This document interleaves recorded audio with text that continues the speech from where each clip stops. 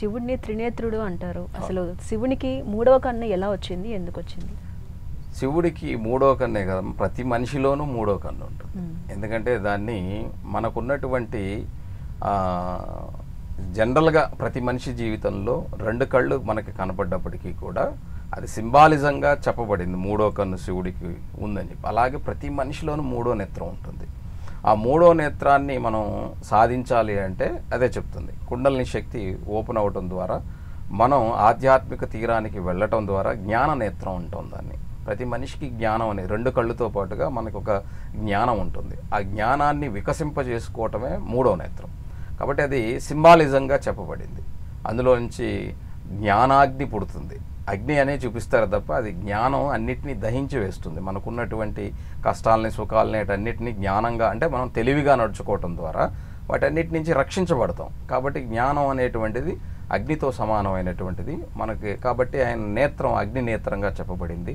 ఆ జ్ఞాన నేత్రం అది అది అందరిలోనూ ఉంటుంది. కానీ అది మనం తెలుసుకోగలిగిన రోజున మనం కూడా ఆ జ్ఞాన నేత్రంతో మనకున్నటువంటి కష్టాల నుంచి బయటపడవచ్చు.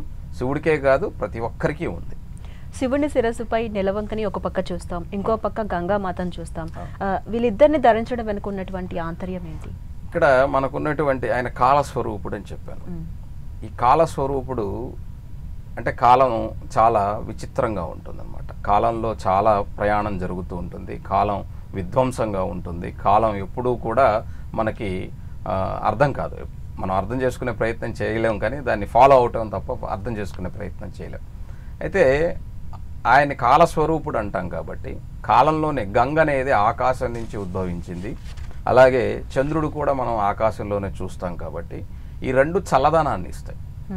ఆయన కాలకూట విషాన్ని మింగిన తర్వాత, అంటే పాల సముద్రంలో ఆయన సముద్ర మదనం తర్వాత ఉద్భవించినటువంటి ఆలాహలాన్ని, కాలకూట విషాన్ని ఆయన కంఠంలో దాచాడు. కాబట్టి ఆయన ఎప్పుడూ కూడా లోకాల్ని చల్లగా ఉంచటం కోసం, ఎప్పుడూ చల్లగా ఉండటం కోసం నీరు చల్లదనాన్ని ఇస్తుంది, వెన్నెల చల్లదనాన్ని ఇస్తుంది. కాబట్టి దాన్ని ఆయన నెత్తి మీద ఉంచడానికి గల కారణం.